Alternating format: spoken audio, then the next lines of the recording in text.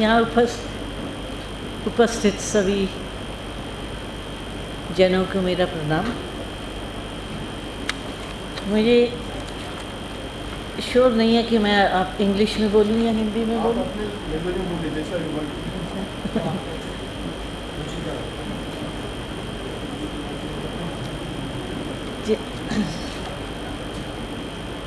Subject यहाँ हमारा है रोल ऑफ संस्कृत ज्ञाना इन ह्यूमन ट्रांसफॉर्मेशन।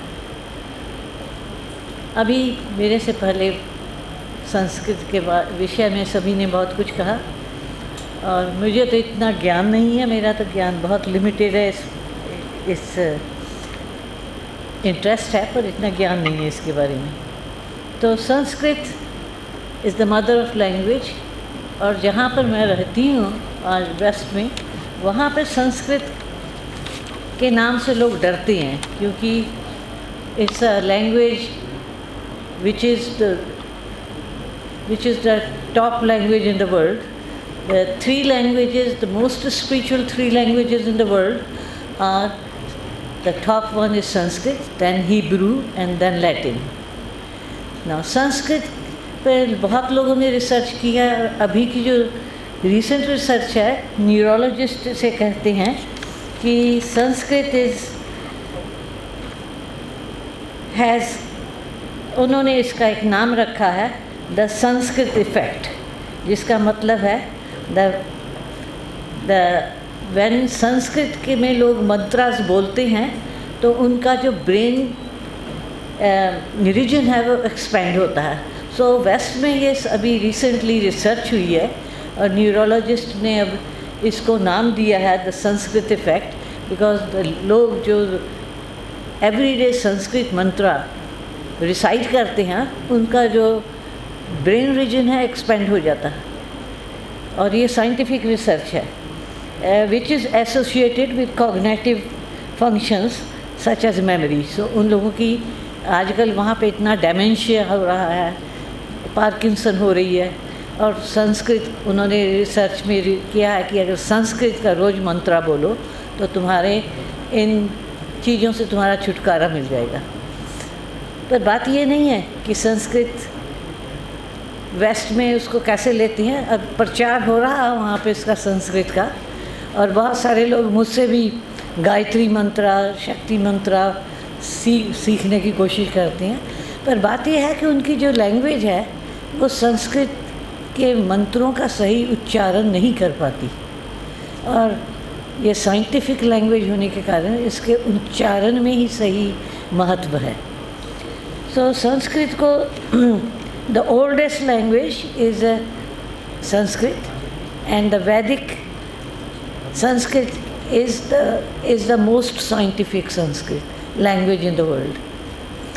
Now ये तो वेस्ट की सोच है कि हर चीज़ को क्वांटिफाई करते हैं। So everything is quantified कि कौन बेस्ट है, कौन सेकंड बेस्ट है, कौन थर्ड है। So हर चीज़ को अच्छे बुरे में क्वांटिफाई किया जाता है। वेयरएज हमारा जो ईस्टर्न है लैंग्वेज है हमारी संस्कृत, और हमारी जो संस्कृति है और हमारा जो वैदिक धर्म है, ये इन सब चीज़ों से अभव है। मैं जो शॉर्ट में बोलने के लिए कहा गया, इसलिए मैं बस इतना ही कहूँगी कि ज्ञान इज़ नॉट इन्फॉर्मेशन। तो जब हम कहते हैं ज्ञान तो लोग एग्जैक्ट इमीडिएटली उसको कह देते हैं it's knowledge. No, gyan is not knowledge. Gyan is lot more than knowledge. Gyan is the yoga, your connection with your divine self, and you only you can call yourself Jnani when you establish that relationship between you and your divinity. Not divine, your divinity. We all have divinity. We all have divine seed within us. So, in short, मैं यही कहूँगी कि when we are talking about Gyan and about Sanskriti and about Sanskrit, the relationship is between them of Bhakt and Bhagavan. बिना भक्त के भगवान नहीं है, भगवान के बिना भक्त नहीं है। भगवान बनने के लिए भक्त बनना जरूरी है। तो संस्कृत का जो रिलेशनशिप है ज्ञान से, ज्ञान शब्द आता है जिसका ज्ञात, ज्ञात आप सबको मालूम होगा, आप डेली यूज़ करती हैं, आपको ज्ञात है ये। ज्ञात शब्द है अटेन, इसका ट्रांसलेशन है attain. So it's the attainment of your higher self is gyan. इसका आपको कितनी साइकोलॉजी, पॉलिटिक्स, जो कुछ भी आप, कितनी भी आपने स्टडी की हो, कितने भी मास्टर्स डॉक्टरेट्स लिए हों, पर उस इंसान को ज्ञानी नहीं कहा जा सकता। ज्ञानी वही है जिसका, जो सेल्फ रियलाइज्ड है, जिसको मालूम है कि मैं कौन हूँ, मैं नहीं हूँ।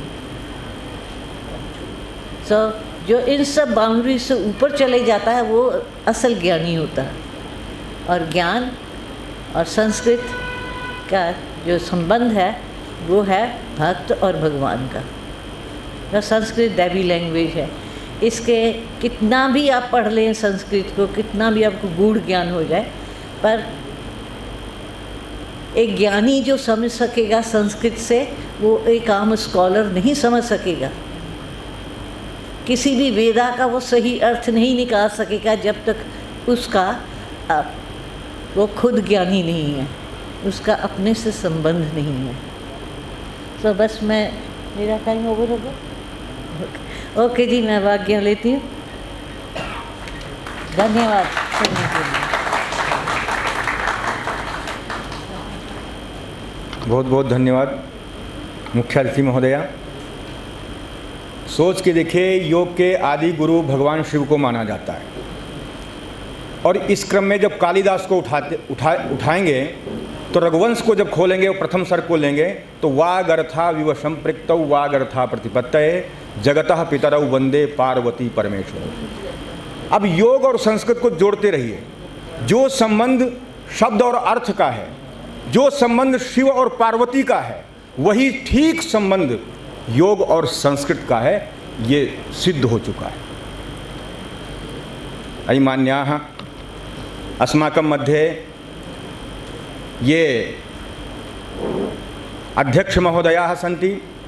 ते महोदयाः ज्योतिष वास्तुशास्त्रयोः विशिष्टा विद्वांसः, अन्ये च व्याकरणस्य संस्कृतस्य च साहित्यस्य च विशिष्टा विद्वांसः अत्र अस्माकं मध्ये